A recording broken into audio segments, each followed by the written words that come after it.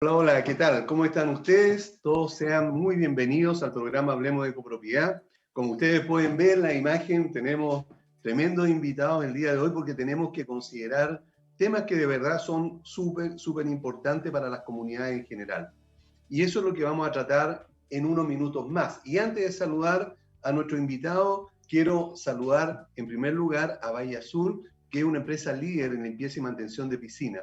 Deja en manos de profesionales la mantención de tu piscina en condominios y particulares.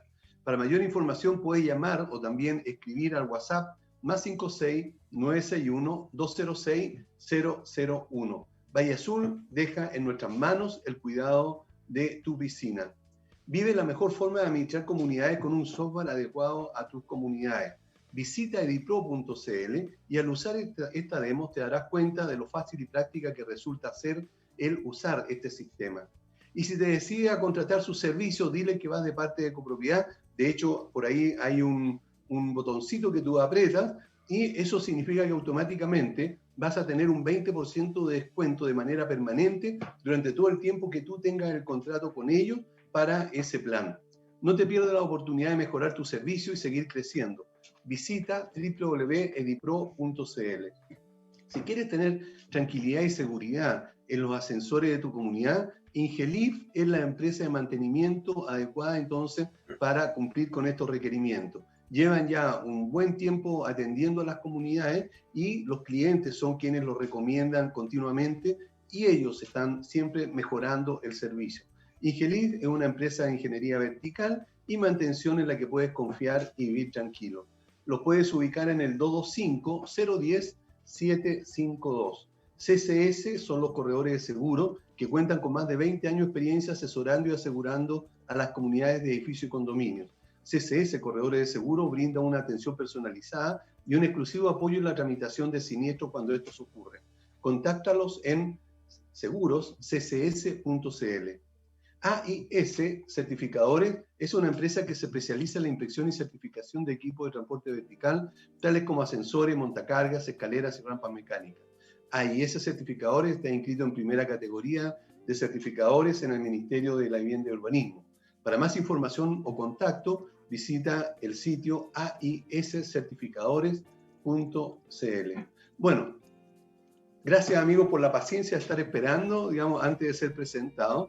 Y voy a empezar primero con un colega y amigo, que es Luis Vallejo, el presidente de Agaseix y, por supuesto, administrador. Luis, ¿cómo estás? Muy buenos días. ¿Qué tal, Aníbal? Mucho gusto. Un saludo a todos los invitados a este panel.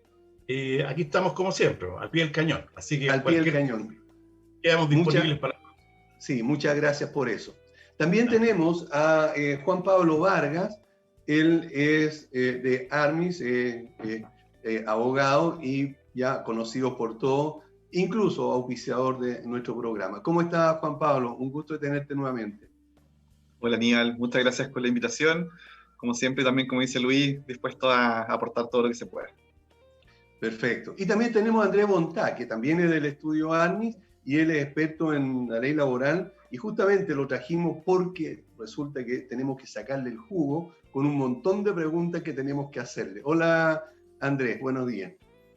Hola, hola Aníbal, ¿qué tal? ¿Cómo están? Un saludo a ti y un saludo a todos los restos de los participantes y a los auditores. Bueno, y dejé al último porque siempre lo último es lo mejor, ¿verdad? Y uno tiene que dejarlo.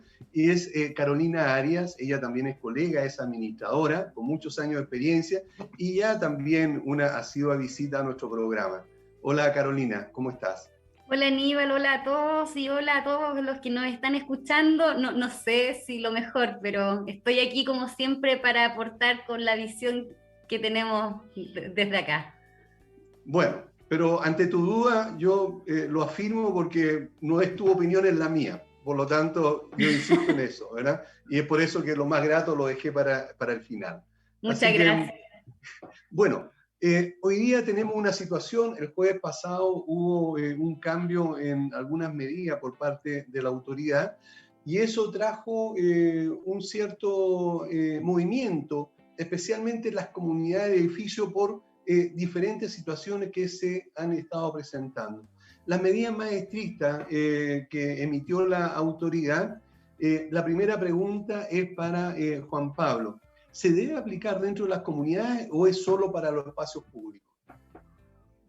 Sí, bueno, esto lo hemos conversado harto a lo largo del año que ha pasado. Hemos tenido variaciones en los criterios y lo hemos conversado acá mismo.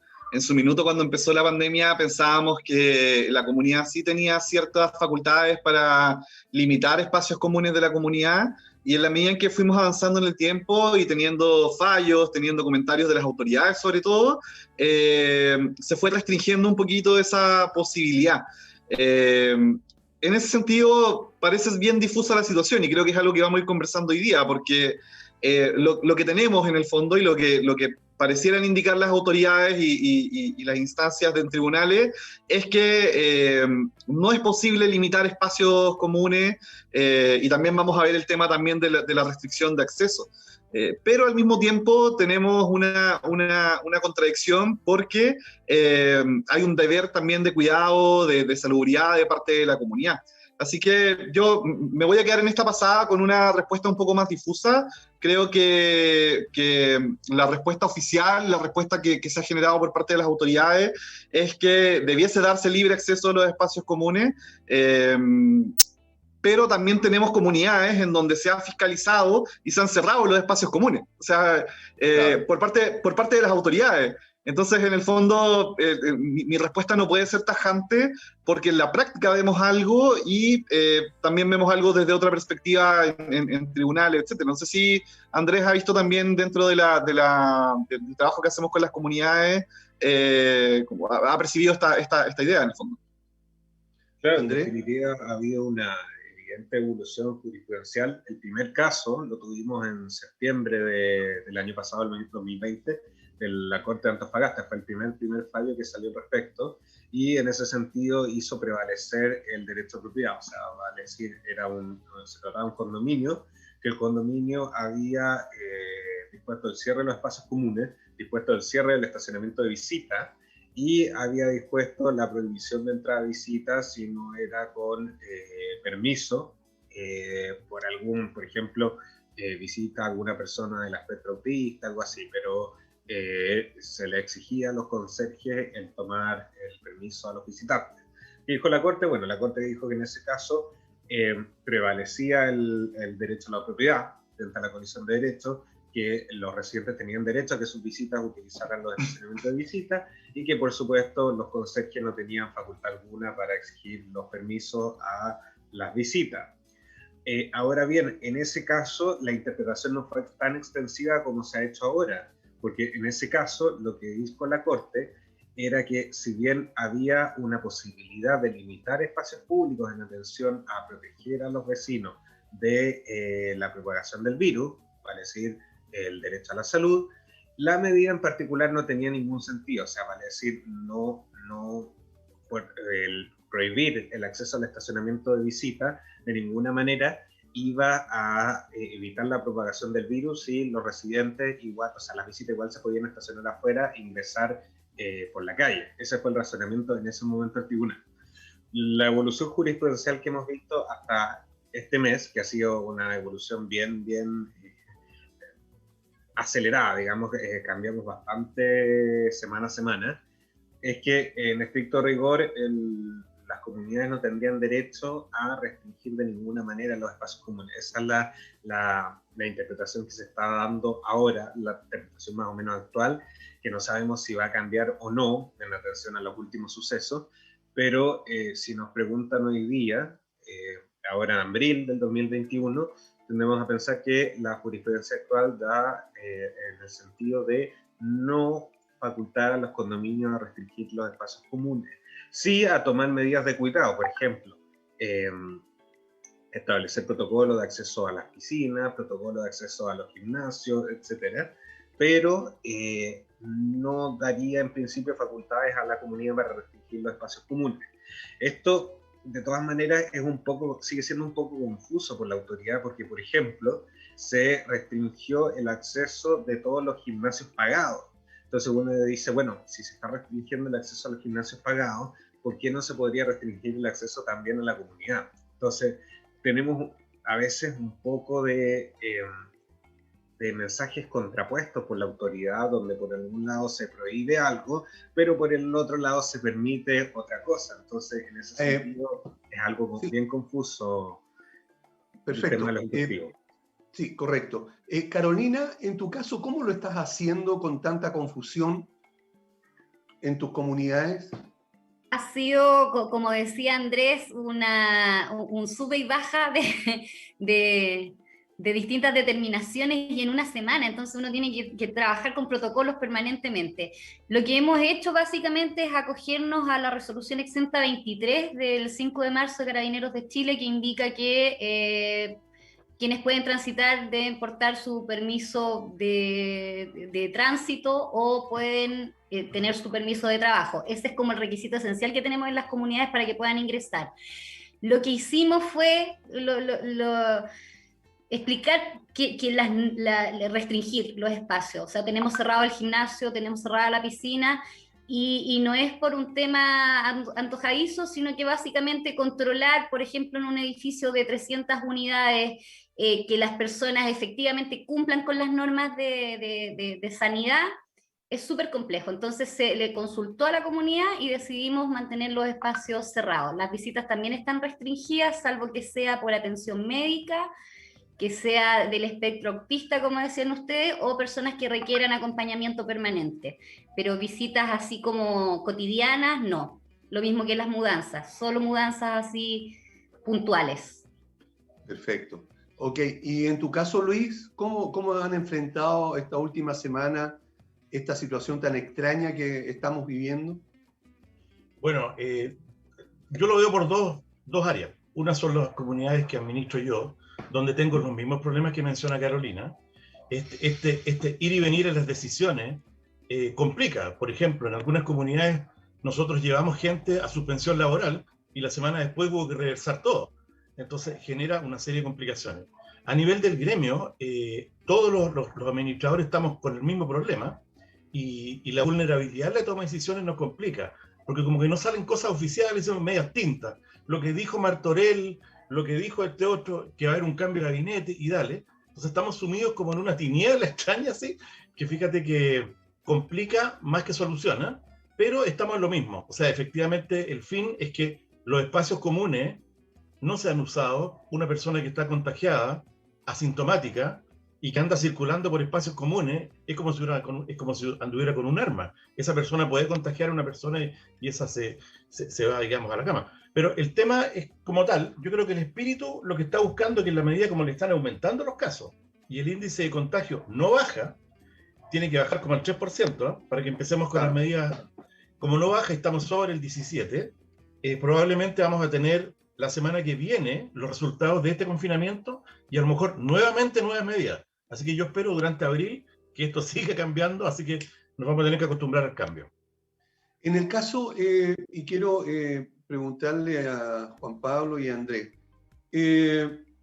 ustedes mismos señalaban, ¿verdad?, lo que dijo la Corte de Antofagasta, lo que dijo la autoridad sanitaria, lo que dijo la subsecretaria del delito, lo que dicen un montón de autoridades, lo que opinan 1000 abogados, lo que opinan también 3000 administradores y unos 15.000 o 100.000 comités de administración. Todo esto está en una juguera, ¿verdad?, dándose vuelta ahí, y cada uno cree que tiene la razón.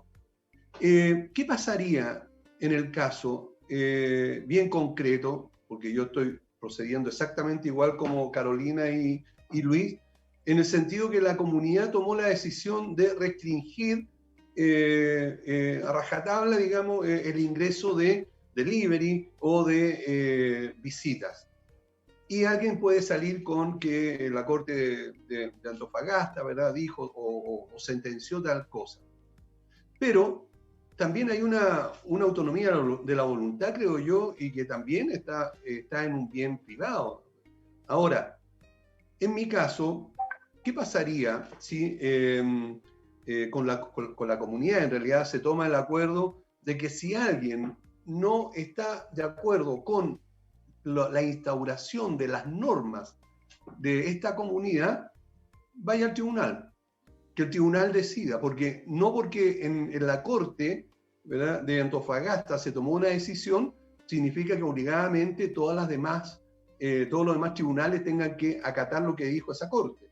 Aquí no existe el sistema este, que se me fue la palabra, que se llama cuando jurisprudencia, ¿verdad? Por lo tanto, Presente. ¿está bien? ¿Está mal? ¿Se podría tomar una decisión así? Claro. El sistema de jurisprudencia sí existe, lo que no existe es el sistema presente. Yo le citaba... Por la aclaración. Sí, perdón. Le citaba el fallo Antofagasta, que fue el primero, pero posteriormente han habido otros fallos a lo largo de todo el país y en realidad criterios más o menos unánimes. ¿Cuál es el riesgo de exponerle a la comunidad a juicio? Es que eventualmente, como ya es un tema más o menos asentado, van a ser condenados en costa. Entonces, un vecino recurre y probablemente la comunidad puede ser condenada en costas por el tribunal. Y en ese sentido puede producir un perjuicio económico para la comunidad. El tema es, lo que dijo la Corte no es que no fuera razonable la restricción de movimiento. El tema es que los condominios, vale decir, las administraciones y los comités, no tienen facultades para realizar fiscalizaciones sanitarias. Por tanto, si ustedes detectan una persona que ingresa al condominio, de ninguna manera pueden prohibir el ingreso, pero si ustedes estiman que esa persona puede generar un riesgo a la salubridad del condominio o eventualmente propagación de virus, etcétera, ¿qué es lo que hay que hacer? Bueno, dos cosas. O llamar al Ministerio de Salud para que con sus fiscalizadores realicen la fiscalización. Y por otro lado, o también llamar a Carabineros para que Carabineros le realice el control al respectivo residente. Pero no puede el conserje cumplir una función que está reservada a Carabineros. Sabemos que hubo un instructivo por parte del mismo Carabinero, del mismo cuerpo Carabinero, señalando que eventualmente podrían tener esas facultades. Pero, ¿qué es lo que pasó? No tenía carácter, por supuesto, ni de ley, ni carácter constitucional. Entonces, el sistema chileno, el sistema legal, tiene una jerarquía de normas.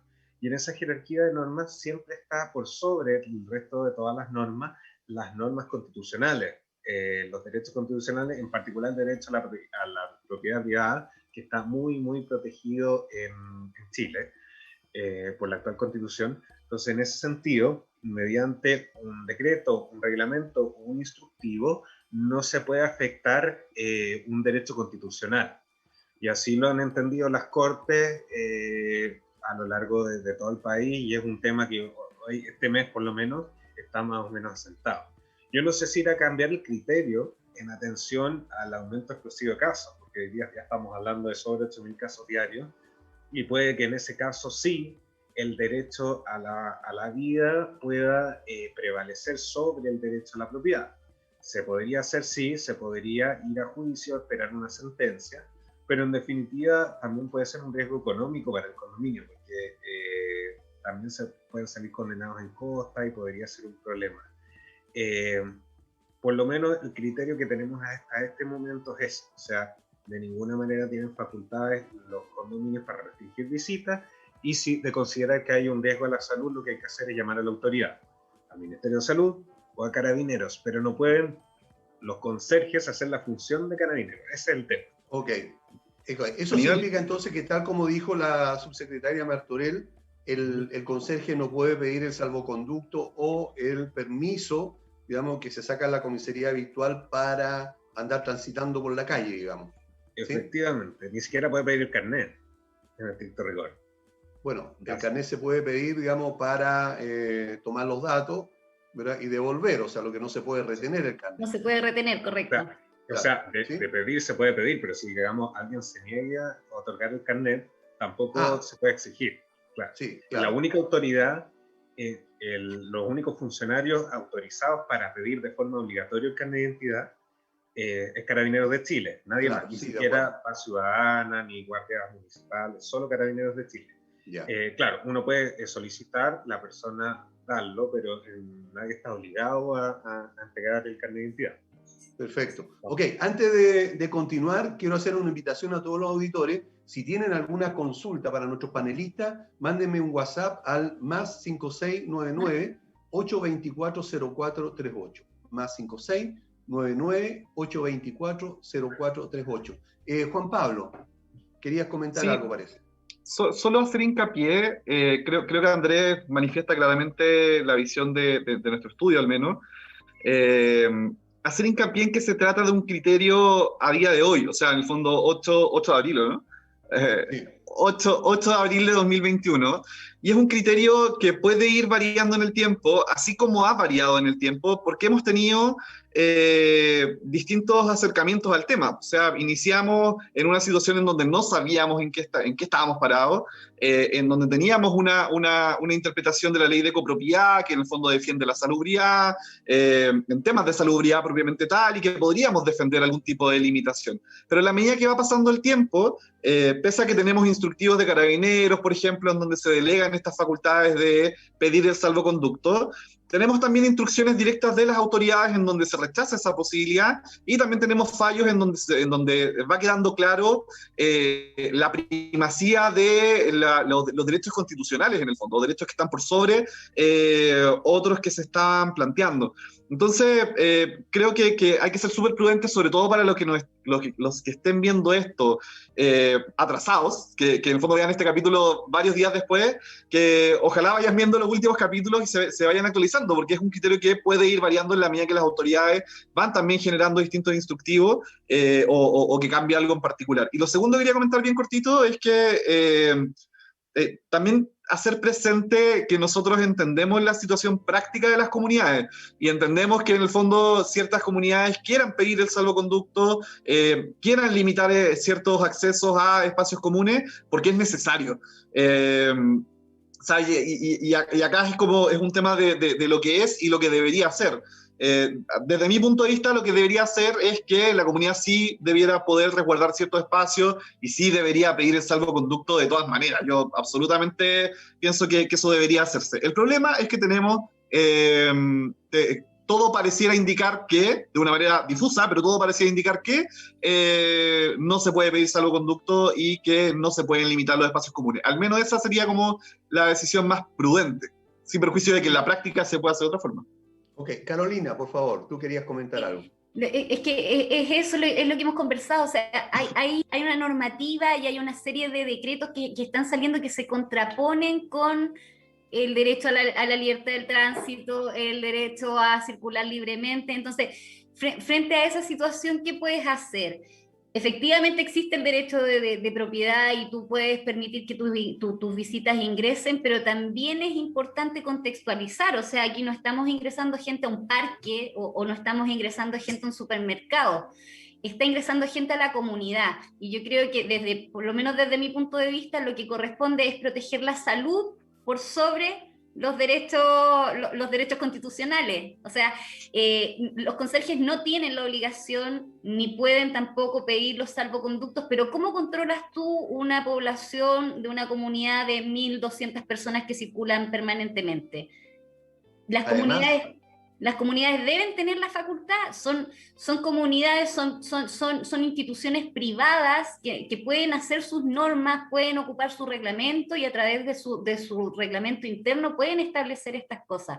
Entonces, es tan confusa toda la información que hay que de pronto deberían alinearse lo legal con la salud y establecer un protocolo determinado. Pasa con los conserjes, pasa con los aseadores, porque te dicen los trabajos de primera necesidad, pero un aseador es totalmente necesario para una comunidad. Lo mismo que un conserje, que vas a cerrar la conserjería por 11 días y no va a ir nadie a trabajar. Eso es lo que yo como administradora siempre tengo este conflicto de interés. O sea, ¿qué prevalece? ¿Prevalecen los derechos de los ciudadanos por sobre la salud pública? ¿O prevalece la salud pública por sobre los derechos de los ciudadanos? Eso. Sí, además que debemos tener conciencia, y esto lo digo con mucha responsabilidad, que hoy día, lamentablemente, la gran mayoría de las personas está muy relajada con este tema y muy desconsiderada. Francamente, encuentro que es una vergüenza el comportamiento que existe hoy día, no solamente en la calle, sino que también en las comunidades. Hemos visto cómo gente, y discúlpeme la expresión, ociosa, se reúne después de las 10 de la noche en los diferentes departamentos, pero claro, como son del mismo edificio, no están transgrediendo, digamos, el toque de queda, pero sí se están reuniendo de todas maneras. Y eso a sabiendas de todos los peligros que esto puede ocurrir. Por lo tanto, hoy día, a pesar de todo, no existe una conciencia verdadera dentro de las comunidades. Estamos hablando en general, la gran mayoría, no en particular, porque siempre hay honrosas excepciones. En tu caso, Luis, ¿cómo has vivido esta situación? Mira, yo estoy de acuerdo nuevamente con Carolina y contigo en los mismos aspectos porque estamos viviendo el mismo problema. Mira, yo tengo el caso puntual de una comunidad que son 10 edificios y que tiene una portería. Viven más o menos 4.000, 5.000 personas, más o menos. Y imagínate lo que significa los delivery, la gente que asiste y qué sé yo. Entonces, inicialmente, la portería, que es de una empresa de guardias que controla otra área de este condominio grande, tenía la instrucción de no dejar entrar a nadie. Y por otro lado, las conserjerías propias de cada edificio sí tenían la instrucción de que las personas podían venir de visita siempre y cuando vinieran con su salvoconducto. ¿Por qué? Porque venían a dejar medicamentos, porque venían a asistir a adultos mayores, etc. Y este condominio tiene grandes áreas comunes. Y pasa lo que dices tú, pues, Aníbal. Gente que trabaja en el área de la salud y anda con su perrito suelto y sin mascarilla, porque todo el día estoy con mascarilla trabajando en el hospital y vengo acá y en mi casa más o menos, señora, usted anda en un área común, puede contagiar a alguien. Efectivamente, hay una falta de criterio atroz en las personas. Yo no entiendo cómo no hay el respeto. Y por el lado de la autoridad, yo creo que están dando, como siempre, en estos temas palos de ciego. Nos tuvieron mucho tiempo sin la opción de que fueran a trabajar los auxiliares, y algunos administradores ponían en el permiso general, ponían que era conserje auxiliar para poder hacer la movida en el fondo. Claro, pero recién ahora Martorell tiró, digamos, este tema, y fue una cosa que dijo por la televisión, y ahí nos colgamos todos. Pero efectivamente yo creo que la autoridad no tiene claridad de cómo es una comunidad, cómo funciona una comunidad. Y las veces que hemos querido como gremio, nosotros por lo menos, que nos tomen en cuenta, no hemos tenido cero respuesta. Así que mira, hemos funcionado. A propósito, Luis, me recuerdo que el año pasado, justamente Agasech, Armis, CGI, ¿verdad? Y el programa, mandamos una carta a la autoridad sanitaria, justamente hablando de este tema. O sea, no me recuerdo bien, pero fue como en agosto del año pasado. Más o menos. ¿Sí o no? No me recuerdo bien la fecha. Pero, por ahí tiene que haber pero sido, desde ahí que había mucha inquietud ya. Y recién ahora se saca toma conciencia, digamos, de esta situación. Bueno, nos vamos a ir a una pausa y volvemos inmediatamente para seguir conversando. Si ustedes tienen alguna duda, no se olviden. Manden un WhatsApp al más 5699-824-0438 para que alguno de nuestros panelistas le conteste. Vamos y volvemos. Bien, ya estamos de vuelta en el programa Hablemos de Copropiedad, conversando sobre la situación que hoy afecta a las comunidades y por supuesto al país y al mundo entero con esto de la pandemia y con los diferentes comunicados que saca la autoridad y que afectan por supuesto a las comunidades. También se puede beneficiar a las comunidades cuando tienen piscina y quien se las mantiene es Valle Azul, que es una empresa líder en limpieza y mantención de piscinas. Deja en manos de profesionales la mantención de tu piscina en condominios y particulares. Para mayor información puedes llamar o escribir al WhatsApp más 56961-206-001. También tenemos que recomendar a Edipro. De esa manera, entonces, puede mejorar la forma de administrar comunidades con este software que es adecuado a lo que nosotros los administradores necesitamos.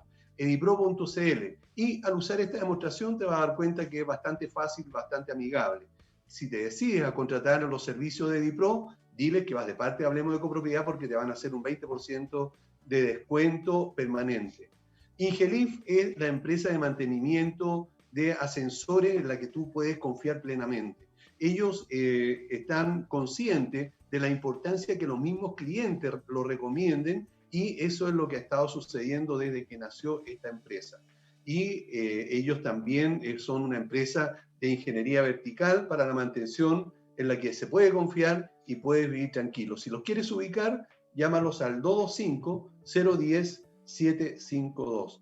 CCS, Corredores de Seguro, cuenta con más de 20 años de experiencia asesorando y asegurando a las comunidades de edificios y condominios. CCS, Corredores de Seguro, brinda una atención personalizada y un exclusivo apoyo en la tramitación de los siniestros cuando estos ocurren. Ubícalos o contáctate con ellos al teléfono 228-338-715. AIS Certificadores es una empresa que se especializa en la inspección y certificación de equipos de transporte verticales, tal como ascensores, montacargas, escaleras.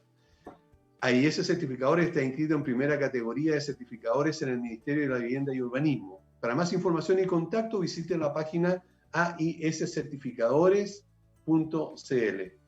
Y estamos con nuestros amigos, y los voy a volver a nombrar, Carolina Arias, Luis Vallejo, son administradores, Juan Pablo Vargas y Andrés Bontá de Armis, una empresa de asesoría jurídica que se dedica justamente a asesorar a los condominios y a los administradores de edificios.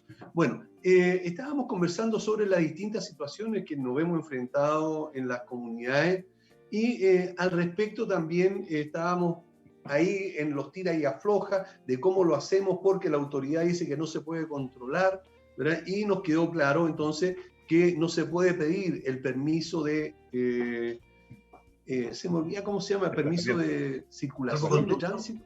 ¿Cómo es? Permiso de el salvoconducto o ese permiso para traslado. De desplazamiento. Eso. Pero también quedó claro de que si alguna comunidad lo tomaba la responsabilidad y asumía continuar ejecutando esta acción, podría ser denunciado, demandado, y si pierde esa demanda, tener que pagar al menos las costas. También podría pagar algo más si es que el tribunal así lo determina, ¿verdad, Andrés? Eso estabas diciendo tú, ¿verdad? Depende de la vía por la que se ejerza. Si es recurso de protección ante las Cortes, que esos son la vía que se ha utilizado en estos momentos, directamente a las Cortes, no al juzgado policial local, en ese caso solamente se pagan las costas. O sea, vía recurso de protección no hay indemnización de perjuicio. Y esa es la vía que se está utilizando en este momento de forma diferente porque es más rápida. Por lo tanto, en principio, si se utiliza esa vía, sería solamente costa. Oye, a propósito de lo que estaba diciendo Luis Vallejo, y que en realidad sabemos de muchísimas comunidades que hacían esto ahora se puede, pero hasta la semana pasada no, incluir dentro de la lista de los permisos a los aseadores. ¿Qué pasa en este caso si alguien miente en la declaración de la comisaría virtual? ¿A qué se expone tanto ese trabajador como quien hizo la declaración falsa? Andrés. Sí, mira, cuando uno realiza el respectivo permiso, la solicitud de permiso, sea individual o colectivo, uno firma una declaración jurada virtual que está mediante la cual si uno emite falsa información en esa declaración jurada, se sanciona por el artículo 210 del Código Penal. El artículo 210 del Código Penal es como se desprende del cuerpo en el cual está contenido, es un delito. Por tanto, quien diere falso testimonio en ese sentido puede sufrir penas de presidio menor en su grado mínimo a medio y multa de 6 a 10 unidades tributarias mensuales. Grado mínimo medio estaríamos hablando, dependiendo de las circunstancias en particulares, hasta 362 días, si no me equivoco. Juan Pablo, ¿me puede corregir? Presidio menor en su grado medio, por ejemplo, son 541 días a 3 años de presidio. Yo soy abogado laboral, no penalista. Esa es la sanción que puede sufrir la persona que emita el documento.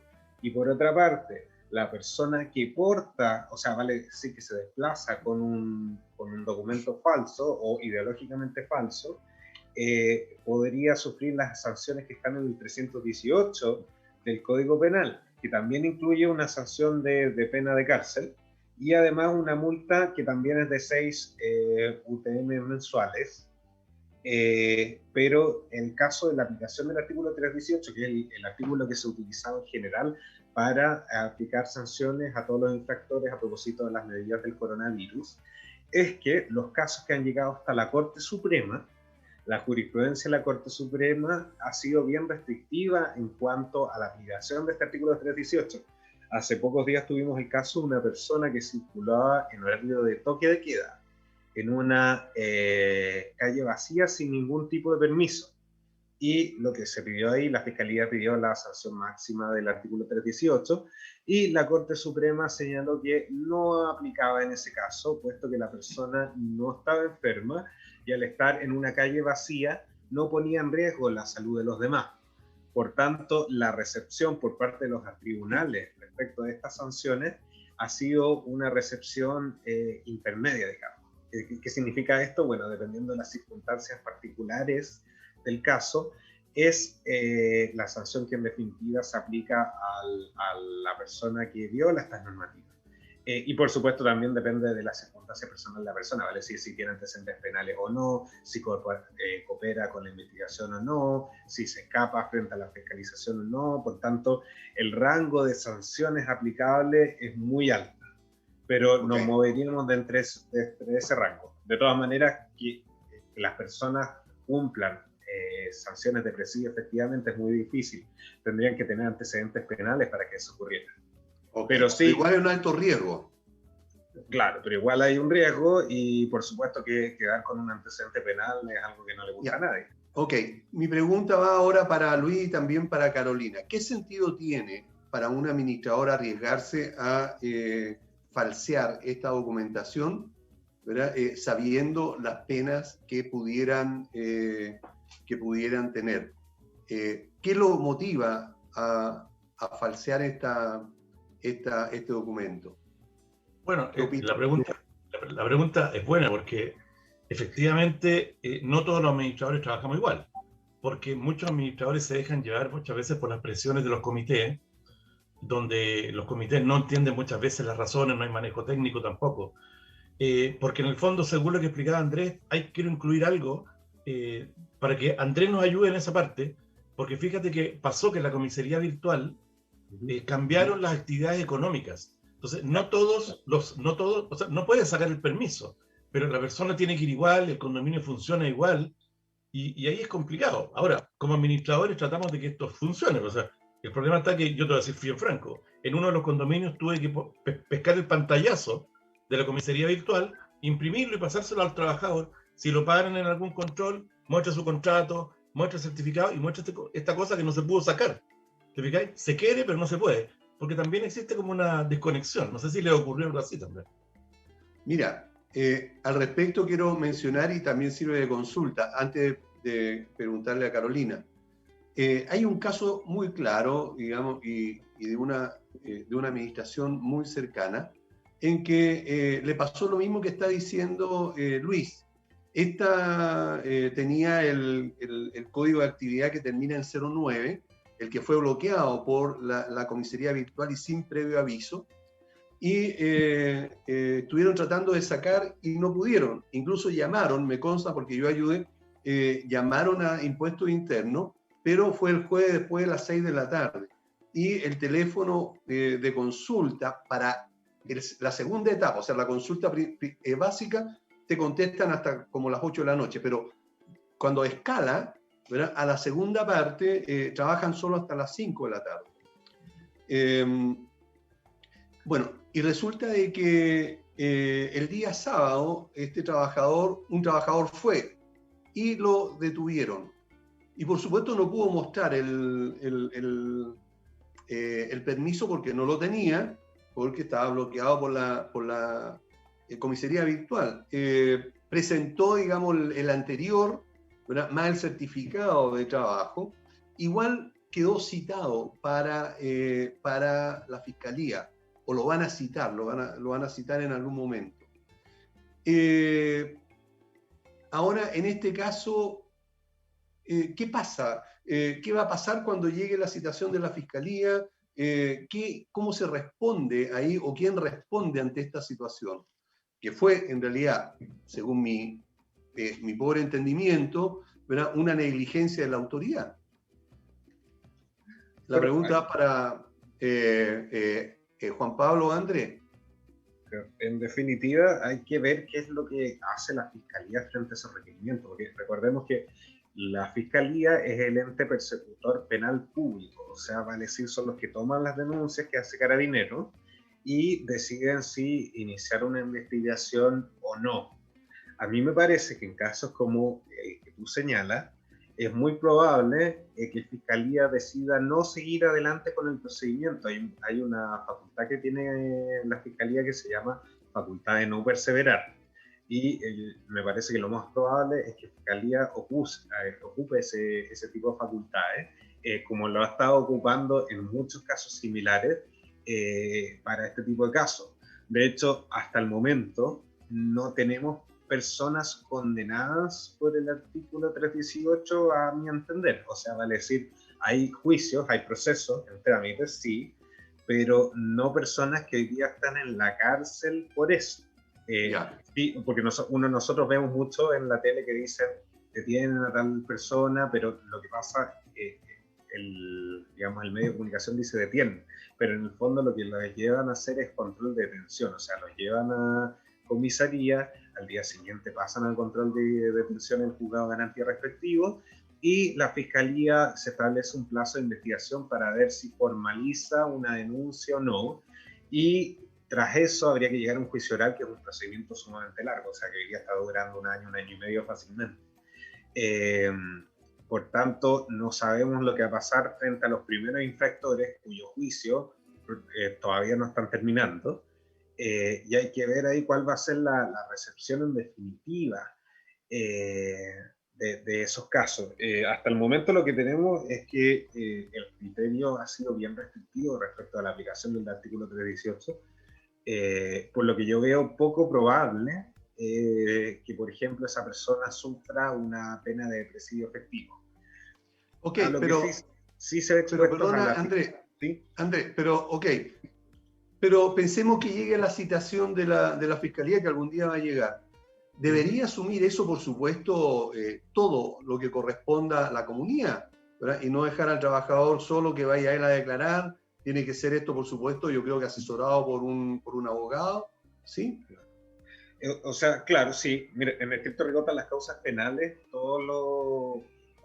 las personas que les imputa un delito tienen la asesoría gratuita de la Defensoría Penal Pública. Pero no obstante lo anterior, la comunidad le puede facilitar los medios a los trabajadores, pero en definitiva, quien va a responder de esa sanción es el trabajador, no la comunidad. Salvo que la Fiscalía se ponga más quisquillosa y diga, bueno, pero este trabajador contaba con un permiso ideológicamente falso, y ese permiso ideológicamente falso fue emitido por el administrador. Si se pusieran a hacer ese nexo, entonces eventualmente llegarían al administrador y podría tener sanciones por el artículo 210 del Código Penal.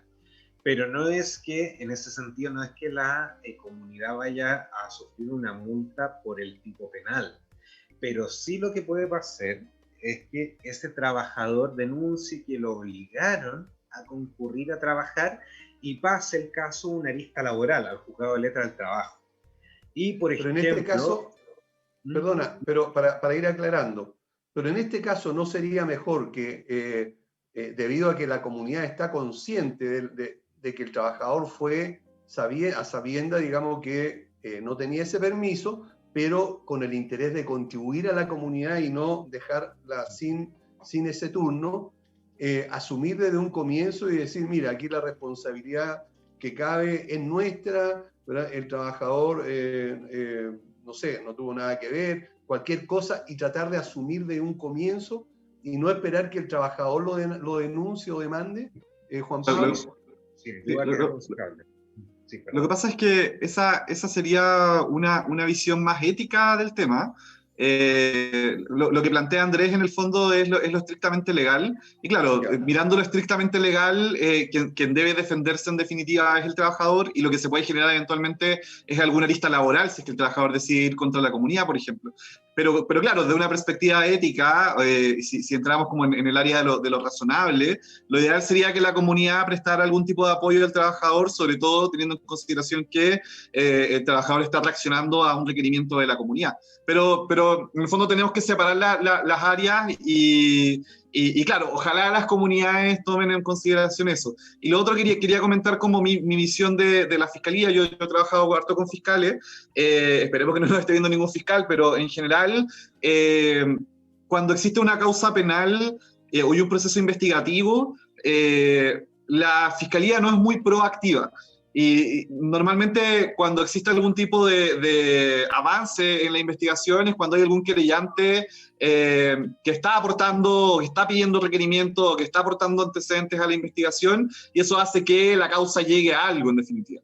Pero en estos casos, si es que no hay interés, si es que de partida no hay querellante, y si es que no hay interés tampoco de parte de los fiscales que dicen, bueno, este problema tampoco es tan grave, no sé, o ven los mismos problemas que vemos nosotros en el fondo, que encontramos que todas estas medidas tomadas por las autoridades tienen cierta falla, es muy probable que la causa termine por una decisión de no perseverar, o no sé si es muy probable, pero existen amplias probabilidades de que no continúe su curso por el criterio del fiscal y por la falta de aporte a la investigación. Así que eso es algo que nosotros hemos visto directamente.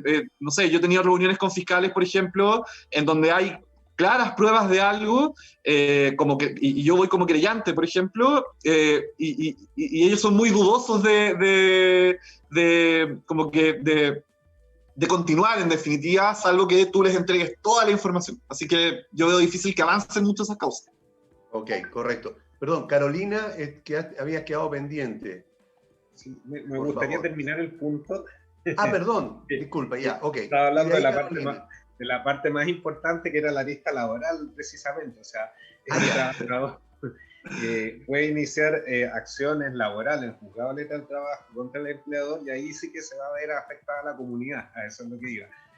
Sí, entonces, en ese sentido, sí, de todas maneras me parece sumamente relevante que la comunidad procure todos los medios al trabajador para subsanar la situación que por culpa de la propia comunidad el trabajador se vio expuesto.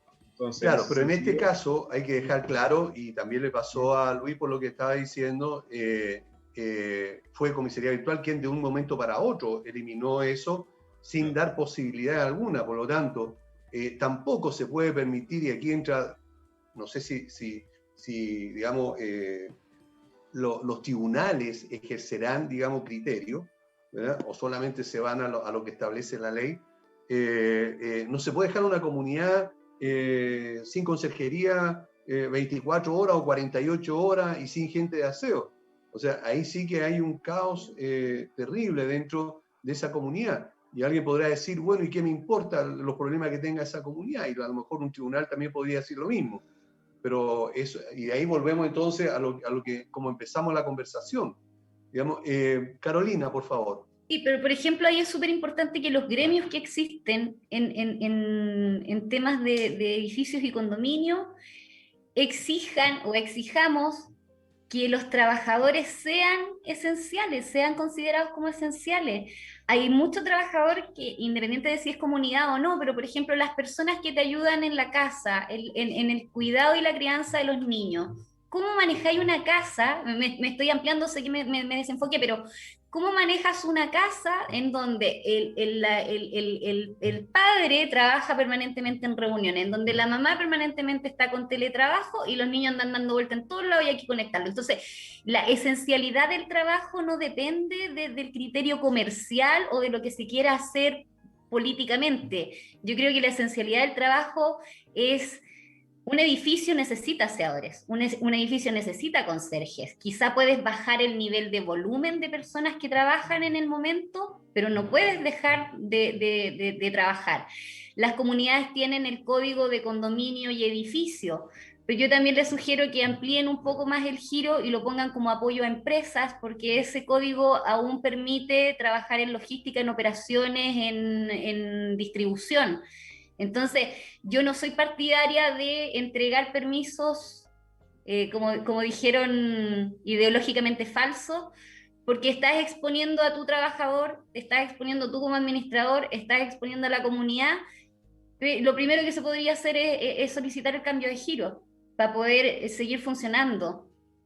Es súper complejo. Por ejemplo, yo no estoy de acuerdo con que un trabajador tenga que asumir el costo de una sanción si es el empleador el que le pide que vaya a trabajar. Una comunidad tiene que estar consciente de que si no hay permisos para trabajar, no hay permiso, y vemos cómo nos organizamos con los vecinos, porque finalmente vivir en comunidad es un proyecto que tienen en común con un compromiso compartido. Entonces, si tus trabajadores por decreto de norma no pueden ir a trabajar, lo que corresponde es que los vecinos se organicen y mantengan el edificio. Pero eso puede ser una solución un día, 2 días, pero no podemos tener los edificios sin trabajadores.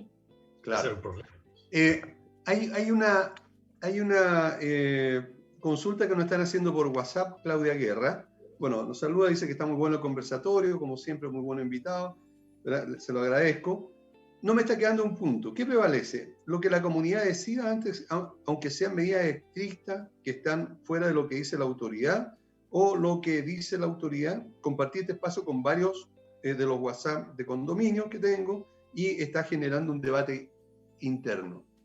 Entonces, podríamos aclarar, porque ya lo hablamos. Juan Pablo, ¿podría hacer un resumen de eso, por favor? Sí, yo creo que es súper claro y es lo que dice la autoridad. Pasa mucho en las comunidades que esta idea de que, no me acuerdo el concepto que usan algunas comunidades, pero como que la decisión de la autoridad lo es todo. O sea, que en definitiva, si nosotros como comunidad decidimos algo, bueno, lo estamos decidiendo nosotros en el fondo. Pero no, lamentablemente, o no sé si lamentablemente, pero las comunidades se rigen por una normativa y lo que hay que respetar es la normativa, lo que llegan las autoridades, etc. Y tenemos que atenernos a eso, sean buenas o malas decisiones de parte de las autoridades. Yo creo que en general son malas, pero lamentablemente la comunidad se tiene que regir con eso. Es así. Bueno. Mira, una cosita, Aníbal. Mira. Sí, Luis. Mira. Martorell dijo, ¿ya? Pero hay que recordar que existen reglamentos de copropiedad en los distintos edificios y es importante que los vecinos puedan organizarse para cumplir de mejor manera solamente las medidas respecto al traslado de movilidad, sino también la higiene que se genera dentro del mismo edificio. Entonces, por un lado, la autoridad te está diciendo, usted como pequeño gobierno, que es la comunidad, que tiene su comité, que tiene su sistema propio, puede tomar decisiones que van a afectar a toda la comunidad privada. Estamos hablando de las cosas que van a pasar adentro. Pero por otro lado, está la autoridad, como dice Juan Pablo, que coloca normativa. Entonces, aquí hay un tema de escalas, parece, que esta ley está por encima de la otra y la otra y la otra, y al final se produce una cosa compleja. De hecho, la alusión al reglamento que hace Martorell no tiene mucho sentido, porque es como, esto no se puede hacer, y recuerden que tienen un reglamento, pero ¿qué dice el reglamento? No dice nada, no dice nada de esto en definitiva. Entonces... bueno, yo creo que nada, como te decía Aníbal, hay que regirse por lo que digan las autoridades siempre, y esto es aplicable para todos. Yo he visto muchos casos donde las comunidades dicen, no, es que esto es un derecho adquirido, porque nosotros llevamos 10 años, qué sé yo, haciendo asambleas virtuales, por ejemplo. Pero bueno, no existe el concepto de derecho adquirido para la comunidad y no pueden tomar decisiones que estén fuera de la ley. Así es. Bueno, nos vamos a una pausa y volvemos inmediatamente. Bien, ya estamos de vuelta con el programa Hablemos de Copropiedad. Estamos conversando sobre los temas que están afectando hoy día justamente a las comunidades. Y antes de continuar, quiero saludar nuevamente a Valle Azul, que es una empresa líder en limpieza y mantención de piscinas. Deja en manos de profesionales la mantención de tu piscina en condominios y particulares. Para mayor información puedes llamar o escribir al WhatsApp +56 961 206 001. Vive la mejor forma de administrar comunidades con un software adecuado a tus necesidades. Visita EdiPro y al usar esta demostración te vas a dar cuenta de lo fácil y amigable que resulta ser. Y si decides contratar los servicios de EdiPro, recuerda, pincha allí un botoncito que dice Hablemos de Copropiedad y por el solo hecho de pinchar vas a tener un 20% de descuento permanente en los contratos que tengas con ellos. Si quieres tener tranquilidad y seguridad en los ascensores de tu comunidad, Ingelif es la empresa de mantenimiento en la que tú puedes confiar plenamente. Puedes ubicarlos en el teléfono 225-010-752. CSS Corredores de Seguro lleva más de 20 años Más de 20 años de experiencia, ¿verdad?, asesorando y asegurando a las comunidades. Brinda una atención personalizada y un exclusivo apoyo en la tramitación de los siniestros cuando esto ocurre. Llama a nuestros amigos CCS al 228-338-715. Y AIS Certificadores es una empresa que se especializa en la inspección y certificación de equipos de transporte vertical, tales como ascensores, rampas, escaleras mecánicas. AIS Certificadores está inscrito en primera categoría de certificadores en el Ministerio de Vivienda y Urbanismo. Y para mayor contacto, visita la página aiscertificadores.cl. Bueno, hemos estado conversando un montón de situaciones y quiero volver atrás para poder aclararlo, porque hay 3 WhatsApp que me están consultando exactamente lo mismo. En definitiva, a contar de ayer, los aseadores ¿están autorizados para asistir a sus labores en los edificios y condominios? ¿Sí o no? ¿Quién va a responder, por favor? Yo sé que no sé si he hablado mucho ya, pero Luis, puedo responder si quieres. yo te voy a decir, mira, nosotros en el gremio emitimos un comunicado que enviamos a todas las comunidades, indicando que sí se puede. Nos apoyamos también en un instructivo que envió Armis la semana pasada, analizando esto, y finalmente sí, pueden asistir claramente y están disponibles en comisaría virtual en el área, digamos, higiene, seguridad e higiene. Así que están autorizados a asistir. Ok, ¿tú qué dices, Andrés? Me gustaría comentar además que un efecto respecto a la ley de protección al empleo, porque como sabemos, hasta hace pocos días atrás eran una función no esencial, por tanto, respecto de muchos de esos trabajadores aplicó durante un tiempo la ley de protección al empleo, por tanto, la suspensión automática. Todos esos contratos que estaban suspendidos, automáticamente, o sea, sin necesidad de anexo de contrato, vuelven a regir de pleno derecho. Por tanto, los trabajadores que alcanzaron a estar algunos días suspendidos, me parece que aproximadamente 2 semanas, de cuando empezaron las primeras cuarentenas, vuelven a trabajar esos auxiliares de aseo, y hay que tener mucho ojo con el cálculo de las liquidaciones de sueldo ahí, porque van a tener algunos días que van a tener que ser pagados íntegramente por el condominio, y algunos días que van a ser con cargo al seguro de la FCE durante los días que fueron una actividad prohibida. Por tanto, hay que hacer el cálculo y igualmente incluirlos en la nómina de la FCE para efecto que reciban el subsidio por esos días, pero de todas maneras hay que dejar muy bien claro que el 100% de las cotizaciones igual la tienen que pagar el condominio, así que hay que tener mucho ojo con esa situación. Ok, ¿qué pasa si un trabajador, un aseador, que tenga más de 75 años, por ejemplo, que los hay muchos, en una comunidad, sabiendo que hay una normativa que dice que las personas mayores de 75 años no pueden asistir? ¿Ellos estarían exentos por tener ahora esta autorización y ser declarados esenciales? No, es que esa normativa ya no rige, o sea, ahora los mayores de 75 años pueden ir a trabajar. Por tanto, respecto de ellos no aplica la suspensión automática. Habría que ver eventualmente la posibilidad de una suspensión de mutuo acuerdo, pero la suspensión automática respecto de ellos no rige. Así que siguen trabajando como cualquier otro trabajador. Ya, eso está... me pillaste con la respuesta, porque yo tenía entendido que sí estaba, digamos, o que todavía regía. Ok, claro. Entonces esos trabajadores de todas maneras tendrían que asistir. Efectivamente. Ok. Y a pesar de que dicen que estas personas de cierta edad están restringidas a salir de sus casas, ¿verdad? 2 veces a la semana máximo, ¿verdad? En ciertos horarios, para ellos no rige eso. Lo que pasa es que la prohibición de mayores de 75 años se levantó en agosto del año del 2020. Ya. Salvo que se haya vuelto a establecer estos últimos días. Pero la información que tenemos nosotros es que el 30 de agosto del 2020 se eliminó la cuarentena obligatoria que tenían los mayores de 75.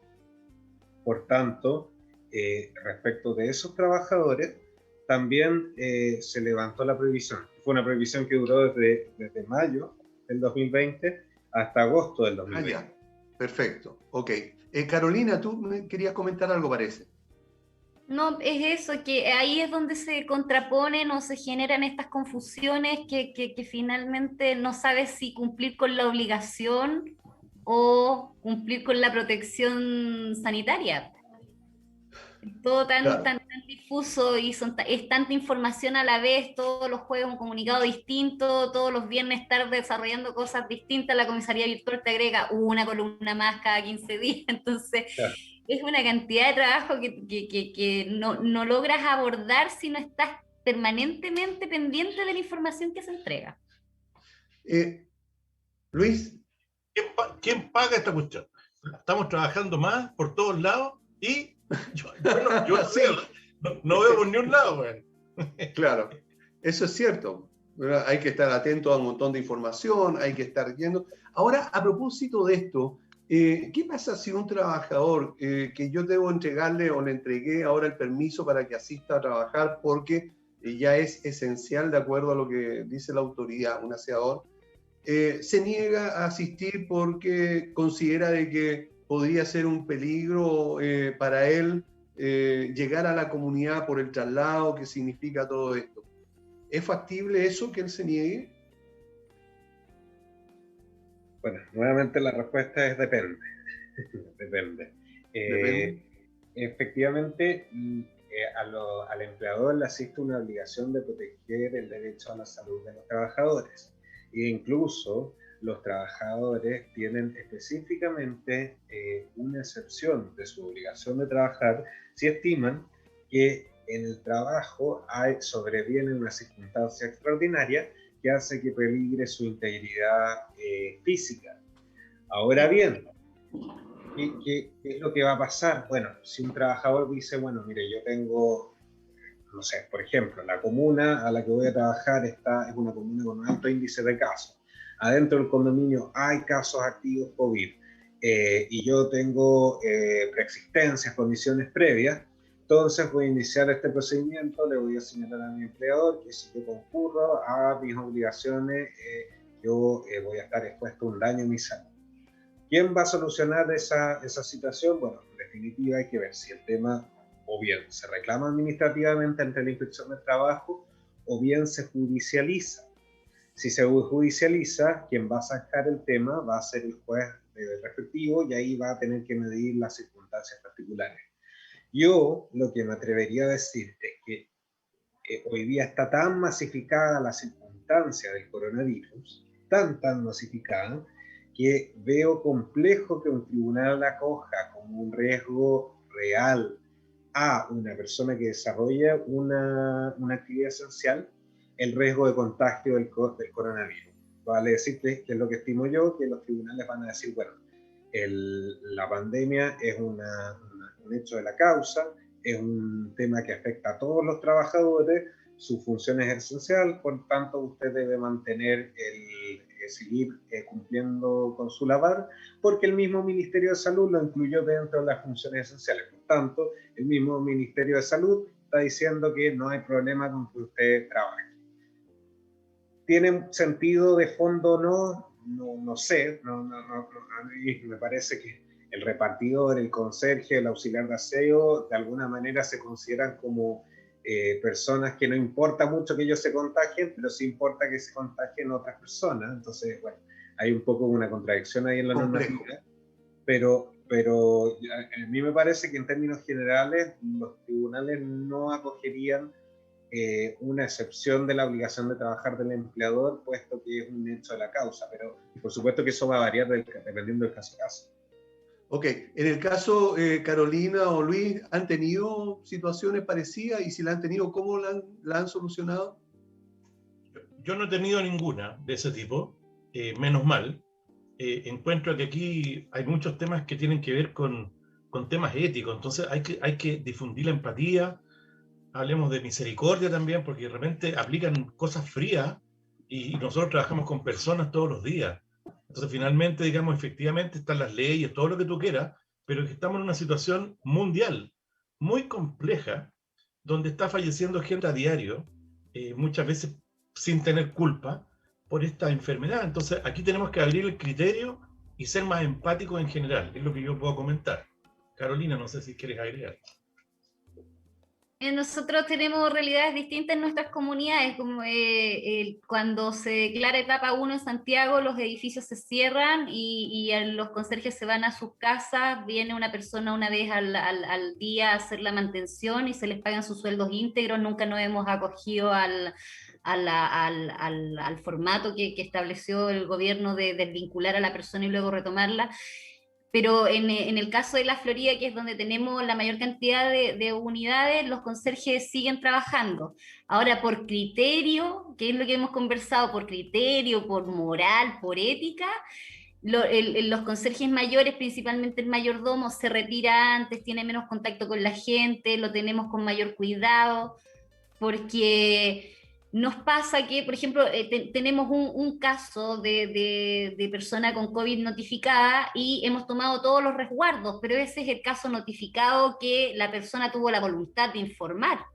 Pero tú no sabes cuántas personas pueden estar en la comunidad contagiadas o pueden ser personas asintomáticas y pueden contagiar a los conserjes. Entonces, tiene que ver mucho con el criterio, yo creo, con el criterio y con la voluntad y con la... Vuelvo a insistir, con la calidad de la comunidad. Hay muchas comunidades que son un número de departamentos indeterminado con gente que no se conoce, y hay otras comunidades que funcionan como comunidad, con el compromiso con su gente, con el compromiso con los conserjes, con sus aseadores. Entonces, son realidades distintas.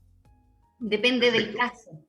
Claro, del caso y de la comunidad. Muchas veces ahí también juega un rol fundamental el administrador, en el sentido de lograr, ¿verdad?, que el comité de administración especialmente, más que la comunidad, porque la comunidad jamás se va a enterar o nunca toma esas decisiones, pero sí el comité, en este caso de lograr tomar conciencia que, como dijo Luis Vallejo, son personas las que están allí trabajando con nosotros, ¿verdad?, que van todos los días, que cuidan a la comunidad, que protegen a cada uno de los residentes, ¿verdad?, que se la juegan muchas veces, como el caso que les comenté del sábado pasado, ese conserje que quiso ir a trabajar a pesar de que no tenía el permiso, con tal de cumplir y de dar el servicio a esa comunidad, y de esa forma atenderla como él consideraba que era su responsabilidad.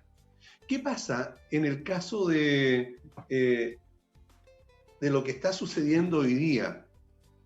Primero, ¿cómo lo hacen Carolina y Luis con esto de que adelantaron nuevamente el toque de queda, en que los trabajadores deben llegar, los nocheros especialmente, mucho más temprano, ¿verdad?, y están trabajando en algunos casos 10 hasta 12 horas para que el saliente de la tarde se pueda ir en un horario decente y pueda llegar a su casa tomando locomoción colectiva, sabiendo que la locomoción colectiva ya 2 horas antes del toque de queda empieza a disminuir.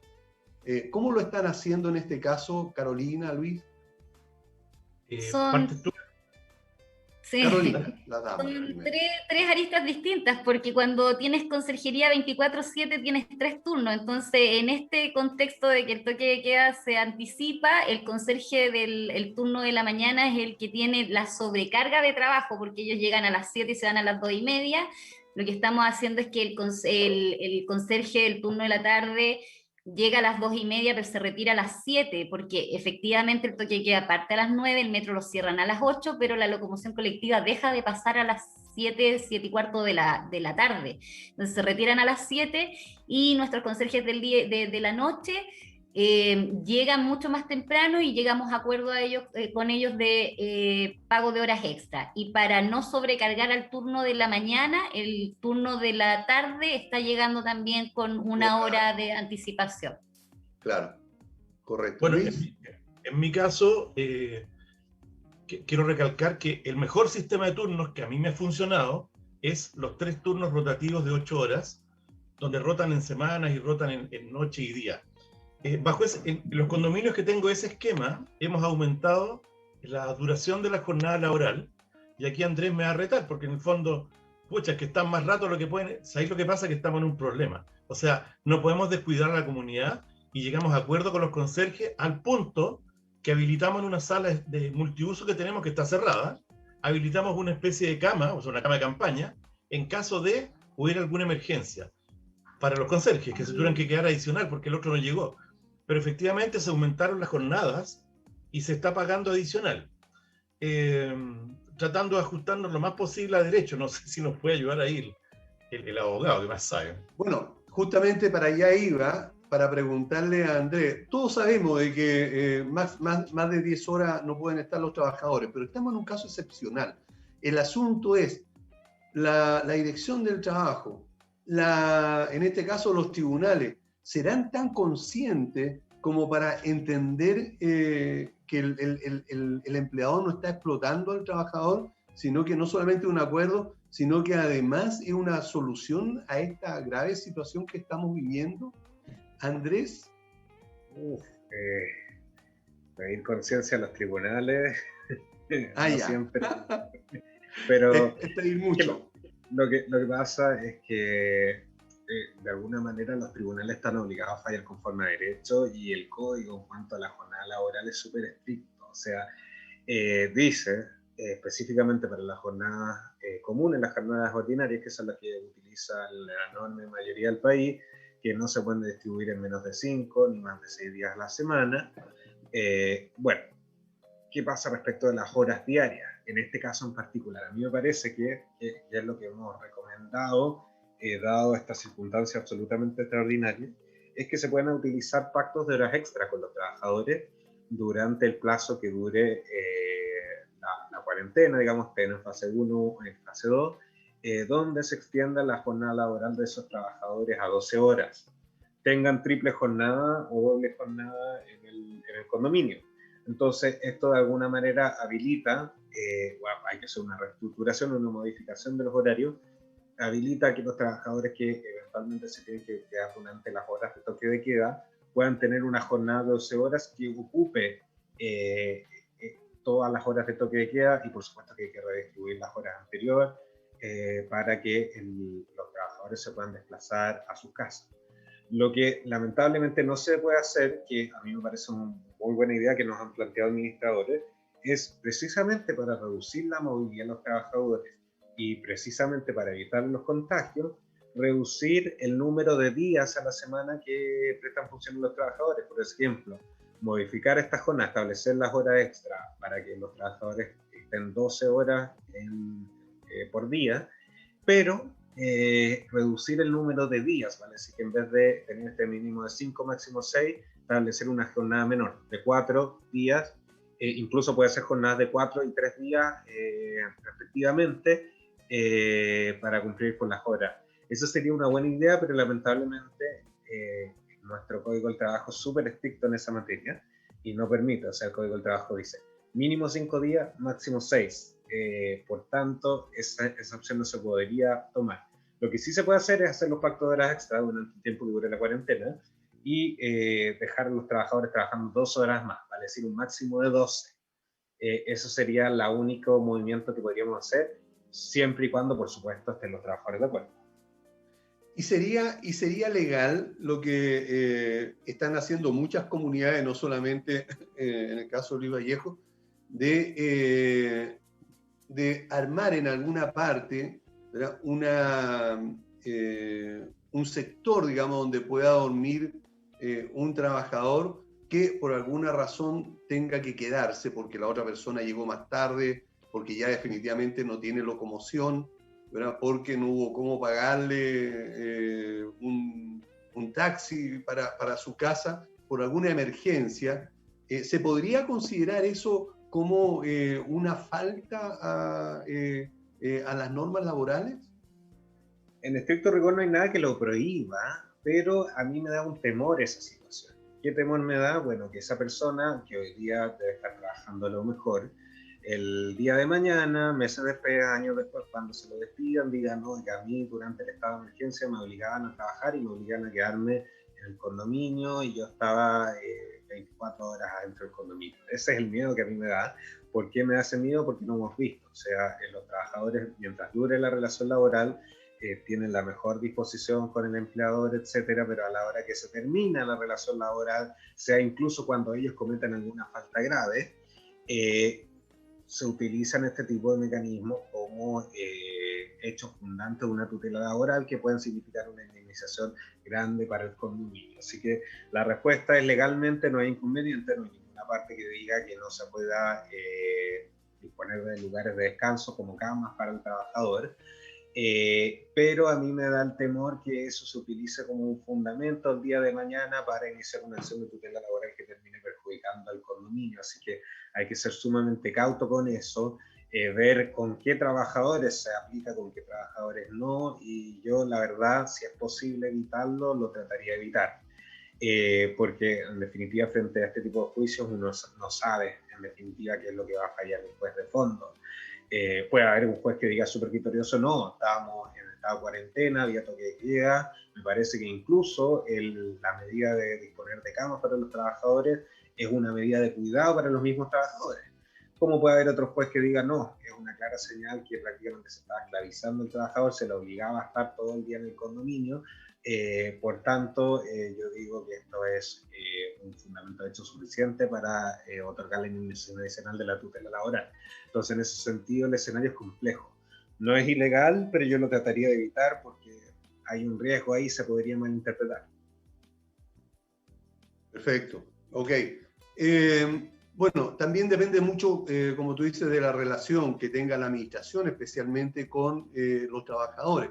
Creo de que ahí hay una situación, digamos, que hay que manejar. Y es un riesgo que de todas maneras muchas comunidades están corriendo, pero por el lado humano, en el sentido de que si ese trabajador no se puede trasladar, tenga por lo menos un lugar de descanso. Incluso es más, debo comentar que en una comunidad se habilitó un departamento que estaba desocupado, lo prestó el propietario, ¿verdad?, para que algunos trabajadores de una comunidad muy grande se pudieran quedar, digamos, usando los dormitorios, incluso la cocina, ¿verdad? Creo de que eso de alguna manera también es parte de la humanidad de algunos residentes o algunas comunidades. Está el riesgo, como tú dices, de que al final, digamos, sea el pago de Chile, en el sentido de que si hay que despedir a algún trabajador, él quiera aducir a este tipo de cosas. Pero la gran mayoría de los trabajadores también son muy conscientes. Hemos hablado muchísimo de ellos y aprovecho de mandar un saludo a todos los trabajadores de los edificios y condominios, porque están haciendo un tremendo trabajo, los aseadores y también los conserjes al respecto.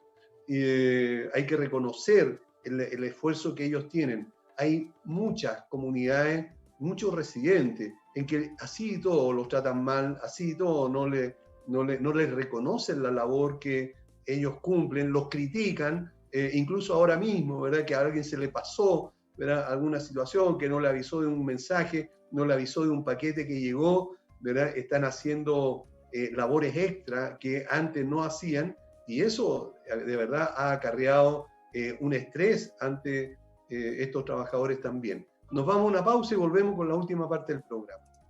Bien, ya estamos de vuelta con el programa Hablemos de Copropiedad, conversando con algunos amigos, como es Carolina Arias, colega también, y Luis Vallejo, por supuesto, colega, Juan Pablo Vargas y Andrés Bontal, los dos son abogados de Armis de Asesoría Jurídica, que están especializados en justamente asesorar a los edificios y condominios, tanto en la parte de copropiedad, en la parte civil y también laboral. Y estábamos conversando sobre lo que estaba relacionado con los trabajadores. Y mi consulta en este caso es a Luis y a Carolina, si han tenido trabajadores que se han contagiado del coronavirus en la comunidad. Carolina parte, pues, como siempre. Carolina parte como siempre, porque las damas primero, bien. Sí, hemos tenido casos puntuales, 2 o 3. ¿Ya? 2 o 3 casos, cumplen con su cuarentena, se toman sus 11 días de resguardo y se pagan los exámenes de el examen principal y el examen de salida. Ah, perfecto. Mira, Okay. a mí me tocó un caso de un señor conserje que se contagió en su casa, al parecer, no en el trabajo. Tenemos todas las medidas. E hicimos todo lo que había que hacer, digamos. Lo mandamos a hacerse su test, salió negativo, le pagamos el taxi para allá, para acá, todo. Y una vez que estuvo, digamos, se demostró que era positivo, se envió a una residencia sanitaria y lo asesoramos en todo lo que pudimos. Después nos fue re mal, sí, con los contactos estrechos, porque la mutual desconoció, una doctora de la mutual mandó a los contactos estrechos a cuarentena y después desconocieron eso y no les quieren pagar las cuarentenas. Eso. Y supe que tienen como 1100 casos de lo mismo en la mutual. Es un desastre. Para que sepan, la mutual... Sí, pero ¿sabes cuál es el problema? Que los contactos estrechos no les entregan licencias médicas. Exacto. Entonces, claro, porque lo que hace la Seremia de Salud en el fondo es se contagia un conserje, ese conserje le da la licencia médica, pero sus compañeros que tuvieron contacto con él y presentan sintomatología, deducen que están con el virus, pero no les entregan licencias médicas, les dan un certificado que acredita que se tienen que ir a su casa, pero no les entregan licencia médica, y es ahí donde fallan, porque ¿cómo pagas? O sea, tú tienes, nuevamente, conciencia, ética, pero la licencia médica es la que respalda. Mira, Andrés, ¿quién pagaría ahí? Déjame terminar la historia. Perdón, sí, Luis. Disculpa. Lo que pasa es que esta gente nosotros la mandamos a la mutual y una doctora de la mutual los mandó a sus casas como cuarentena preventiva. Yo conversé con el ministerio, nos dijeron sí, no se preocupe, si esto tienen que pagarle la licencia. De hecho, nosotros el ministerio pagamos a través de la mutual. Y oye, abrimos una cosa que se llama OIRS, que es para investigar casos de este tipo. Llevamos 6 meses en la misma, conversando con el Ministerio de Salud y la mutual se hacen los lesos. Y por mientras el trabajador está esperando su sueldo. No, al final la comunidad, fíjate, se apiadó y juntaron entre todos plata y le pagaron. Ahí actuó bien el sentido común de las personas. Qué bueno. ¿Cómo se hace en este caso, Andrés, esos permisos, digamos, para estar en la casa mientras se dé el resultado? ¿Debería ser pagado en este caso, por quién? Es que ahí tenemos un gran tema, porque la mutual tiende a ser muy, muy, muy bueno para rechazar licencias de todo tipo, y también para calificar enfermedades que son evidentemente profesionales, evidentemente laborales, las califica también como enfermedad común. Entonces, en ese sentido, lo que hay que hacer es, frente al caso de que se rechace la licencia, se rechace el pago, bueno, se puede iniciar la instancia de apelación ante la misma mutual o ante la superintendencia. O sea, hay que seguir escalando hasta obtener el pago. Pero en definitiva, si es que esa persona dejó de asistir por tener, por ejemplo, licencia por contacto estrecho, en ese sentido, esa persona tiene que acceder al subsidio, ¿vale? Es decir, el empleador no tiene la obligación legal de pagar esos días que el trabajador estuvo con licencia. Lo puede hacer si quiere, sí, pero quien debe pagarlo es la institución respectiva, sea ISAPRE con NASA, sea enfermedad común, o la mutual o la Asociación Chilena de Seguridad en el otro caso, pero sí tenemos hemos reportado una cantidad importante de rechazos por parte de las mutualidades de este tipo de licencias, y que en ese sentido tendrían que apelar, si siguen con el rechazo, subir el caso a la superintendencia y así obtener el pago. Ok. ¿Qué pasa si este trabajador o algún trabajador se contagia y se entiende de que fue a causa de un compañero de trabajo y es afectado con todo lo que eso significa? ¿Podría demandar a la comunidad por alguna responsabilidad que a esta le pudiera caber? Depende, la respuesta depende, o sea, depende de las medidas de seguridad que ha tomado la comunidad. Ahora bien, en el caso del coronavirus, el problema es que tomando incluso todas las medidas de seguridad, distanciamiento social, mascarilla, alcohol gel, etcétera, aún así con eso el riesgo de contagio es un riesgo latente, así que en definitiva hay que ver cómo lo tomaría en cuenta un tribunal en caso de que el caso se judicializara. Si yo fuera juez, en ese sentido, yo entendería que frente a un contagio por coronavirus no hay mucho que un empleador pueda hacer, más allá de demostrar que tomó las medidas, o sea, vale decir que otorgó mascarilla al trabajador, que otorgó las medidas para que pudiera tener distancia social, pantallas respecto de los residentes, etc. Pero más allá de eso, no es mucho lo que podría hacer un empleador. Por tanto, yo no vería ahí muy justificada la demanda. No obstante, nunca se puede asegurar el resultado de un juicio y eventualmente un tribunal podría decir no, de todas maneras es responsable el empleador. Pero hay que considerar que es el ministerio el que los decretó como trabajadores esenciales, por tanto que pueden trabajar. Entonces yo en ese sentido veo poco probable obtener una indemnización a favor del trabajador por ese tema. Ok, siempre existe la posibilidad de que se accione, o sea, el trabajador siempre va a poder demandar en definitiva, pero hay un problema de prueba, o sea, demostrar que específicamente te infectaste del virus en tu lugar de trabajo, a día de hoy es muy difícil, si es que todavía, incluso hoy, no se sabe bien cuáles son los medios de transmisión de manera completa, así que yo veo muy difícil que una causa de ese tipo llegue a buen puerto, pero como te decía, se puede hacer en el fondo, se puede accionar. Gracias. Mira, Juan Luis, hace la siguiente consulta. Todos ahora, los aseadores y los conserjes son declarados esenciales, pero no el administrador. ¿Cómo lo hace el administrador entonces para trasladarse a las comunidades? Bueno, ese es un gran tema porque en la mayoría de los casos los administradores ni siquiera son trabajadores de los condominios. Necesitan una prestación de servicio, por tanto, y eso es otro tema que da para otro, por supuesto, para otro programa. Otro programa, ya. Okay. La precarización de las condiciones de trabajo que tienen los administradores. O sea, no tienen derecho a nada, no tienen derecho a indemnización por año de servicio, a descanso, nada. Pero bueno, fuera de eso, además, no tienen derecho, no serían una actividad esencial, por tanto, el estricto rigor tampoco podrían concurrir al condominio, salvo que a través de sus propias empresas de administración o ellos como persona natural de administración tengan algún giro que les permita el desplazamiento. Pero eso ya tendrían que verlo por cuenta propia, ¿vale? Si no sería un permiso otorgado por el condominio, sino que sería un permiso otorgado por ellos mismos o por su propia empresa de administración que tenga algún giro autorizado por parte de la autoridad. Correcto. ¿Y eso cómo se puede hacer?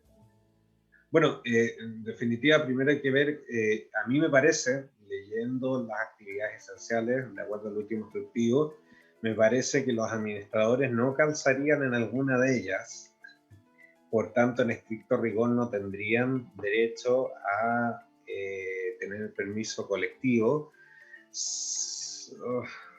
Habría que ver si se pueden encauzar en alguna de las actividades esenciales, pero yo no lo veo muy factible. Ok. Juan Pablo, ¿tienes alguna idea? No tengo ningún tip. Yo creo que como dice Andrés, es complejo. Mira, nosotros hemos tenido el mismo problema como abogados incluso. Logramos ahora sacar permisos como abogados particulares, no pudimos sacar permisos como empresa, pero se produce el mismo problema. O sea, en el fondo tenemos que hacer seguimiento de causa en tribunales presenciales, que sobre todo en juzgado de policía local que no aceptan la digitalización, y no nos estaban dando permiso, y se podían pasar plazos en el fondo. Entonces es un tema súper complejo y surge la misma complicación para los administradores. No tengo una respuesta ahora, creo que habría que darle una vuelta. Y no quiero hacer las preguntas, tú eres el que hace las preguntas acá. No, pero también. Sí, pero me parece interesante saber qué piensa Carolina y Luis, y tú también, de si es que es factible administrar sin asistir. O sea, ¿es factible llevar una comunidad sin estar yendo constantemente? Yo una vez conversé con unos miembros de comité, por ejemplo, o unos residentes de estos que estaban reclamando con todo, y decían es que el administrador no viene a la comunidad, esto, antes de la pandemia, no viene el administrador de la comunidad nunca. Pero ¿es necesario que vaya el administrador de la comunidad? Creo que es una buena pregunta. Justamente era lo que quería preguntarle a Luis y a Carolina, ¿cómo lo hacen habitualmente? Empecemos por Luis ahora. Ya, bueno. Mira, yo creo que en la medida que se automatizan procesos y se le mete tecnología al sistema, combinado con la experiencia, y vamos con la retórica para allá y para acá, pero igual hay que ir de vez en cuando. Ahora, ¿por qué? Porque uno trabaja, depende del esquema. Puedes tener los ojos y las manos tuyas son el conserje que está ahí. Después puedes tener un supervisor, dependiendo de tu sistema de trabajo, y detrás estás tú, donde controlas todo el sistema gerencial, y tú interactúas con los comités. Tú puedes tener una persona que interactúe para la parte de correos también, depende del volumen, y por lo tanto la asistencia de la administración es cada vez menos necesaria, pero hay que estar en control del sistema. El que te digan en algunas comunidades, algunas personas de mayor trayectoria, por decirlo, no es que yo quiero un administrador presente, yo a usted lo quiero aquí, porque yo... Son conceptos muy anticuados, ya no funciona así el mundo cambió con la pandemia sobre todo, así que yo creo que esto lo entiende cualquiera hoy día. Así que no necesariamente tiene que ir todos los días, ni día por medio, tal vez una vez a la semana es suficiente, o una vez cada 15 días, en la medida que se necesite, ¿eh? Si no, no es necesario. No tiene sentido, claro. ¿Carolina?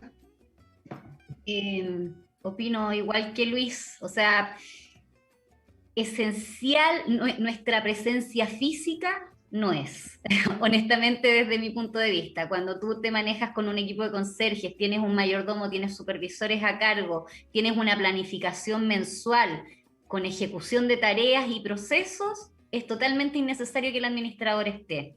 Ahora sí, como es un cargo de dirección, de organización y de planificación, tienes que ir por lo menos una vez, 2 veces al mes, 4 veces al mes, idealmente una vez a la semana, como para poder saber en qué está toda tu planificación. Porque muchas veces los conserjes te dicen que está todo impecable, pero tú llegas allá y te das cuenta que no está impecable, porque que las cosas no están como te las informan. Entonces, para no perder el control de tu gestión es importante hacer presencia. Ahora, esto de que te dicen que el administrador tiene que estar presente porque el administrador anterior nunca estuvo, eso significa que no hubo ni siquiera contacto telefónico. Entonces la presencia tú la marcas a través de eso, de los correos, de los contactos, de los resultados de tu gestión mensual. Yo creo que la presencia física no es tan relevante del administrador. Sí, es importante marcar la presencia de tu trabajo. ¿Y cómo lo hacemos nosotros? Como yo les dije, o sea, yo les sugiero a quienes puedan hacer una modificación en sus giros, agregar el giro de apoyo a empresas, y con ese giro tú puedes trabajar en logística, puedes trabajar en aseo y sanitización, seguridad y operaciones. Entonces, si yo tengo que obtener un permiso, yo lo obtengo a través de mi empresa, y mi función es operación, porque si yo dejo de trabajar, dejo de ir a un lugar, el edificio deja de funcionar independiente de que tengamos más gente ahí trabajando. Así lo hemos hecho. Ok. Juan Pablo, ¿querías mencionar algo o no? ¿Cómo me pareció? Sí, no. Más que nada que creo que también es un tema generacional. Hay comunidades que son más jóvenes, no siempre, por supuesto, pero hay comunidades que son más jóvenes y que quieren esta completa digitalización y que en el fondo no les interesa que el administrador esté yendo constantemente. Y hay otras comunidades más tradicionales que quieren que el administrador vaya a reunión, no sé, todas las semanas con el comité, etc. Y es relativo, y al final también creo que los administradores tienen una oferta de valor y cada uno va viendo qué es lo que quiere ofrecer. Si una comunidad quiere mucha presencialidad, bueno, hay administradores que están dispuestos a participar así, y hay comunidades que necesitan algo más digital, y hay administradores que son muy digitales, y no sé, yo he visto, por ejemplo, me consta que Luis Vallejos tiene un sistema en donde los conserjes mandan una foto específica cada cierto tiempo, como para acreditar ciertas cosas, y ese tipo de elementos van generando o hacen que sea funcional en el fondo el hecho de no estar constantemente asistiendo. Entonces al final es relativo y depende también como de qué es lo que quiere el cliente, que es la comunidad. Claro, y hay una situación que también es necesario aclarar. Yo estoy muy de acuerdo, como lo señaló Carolina y también Luis, en el sentido de que uno, más que presencial, ¿verdad?, tiene que marcar presencia, como dijo claramente Carolina. Y es lo que yo le digo también a los alumnos cuando le hago clase a los administradores, cuando le hago clases, ¿verdad? Uno tiene que marcar presencia, más que estar presente. Yo no puedo estar ahí 7 horas o 3 horas en el edificio todos los días, porque eso es imposible, ¿verdad? No nos contrataron para eso, contratan nuestros servicios. Nuestra presencia se tiene que marcar a través de la atención de los conserjes, a través de las mantenciones, a través del servicio que en general está recibiendo la comunidad. Ahí es donde se marca nuestra presencia. Por lo tanto, estar presente, ¿verdad? Digamos, físico, no es necesario. Tenemos que ir, porque tal como decía Luis y Carolina, hay que controlar, ¿verdad?, que efectivamente se esté ejecutando esto, aunque tengamos, como en mi empresa, supervisores a cargo de esos edificios, de vez en cuando también. Las reuniones hoy día ya no es necesario hacerlo presencialmente. La gran mayoría lo hace a través ahora de este sistema virtual. Por lo tanto, cada vez menos necesario. Luis, por favor. Mira, lo que pasa es que fíjate que yo cuando converso con las comunidades, sobre todo los que vamos a tomar, les digo, ¿qué quiere usted? ¿Quiere que yo venga cuántas veces? Mire, el plan básico cuesta tanta plata. Ahora usted quiere el plan premium, ya. Pero no me compre el plan básico y me pida el premium. Esa cuestión no va a pasar. Y fíjate que bajo esa lógica yo les digo, mira, si te falla una bomba a las 4 de la mañana y tú quieres que el administrador esté aquí, ¿pero para qué? Si hay todo un protocolo, se llamó el mantenedor, llegó el mantenedor está trabajando a lo mejor con el conserje cerca. Le dije, si tú quieres pagar un mirón para que miren cómo arreglan la cosa, porque yo no sé arreglar las cosas, las bombas, no tiene sentido. Entonces muchas veces pasa, como dice Juan Pablo, es un tema generacional. Yo creo que la tendencia del mundo hoy día es a la automatización. Probablemente a futuro vamos a trabajar con muchos monitores y con sistemas de control que la mitad van a ser automáticos. Y uno va a tener que estar básicamente dedicado a una relación interpersonal con los condominios, más como de marketing, más como de conversar las cosas. Mira, cómo pescamos esta comunidad, la transformamos en una 2.0, un plan de trabajo. Va por ese lado, creo yo, la administración futura.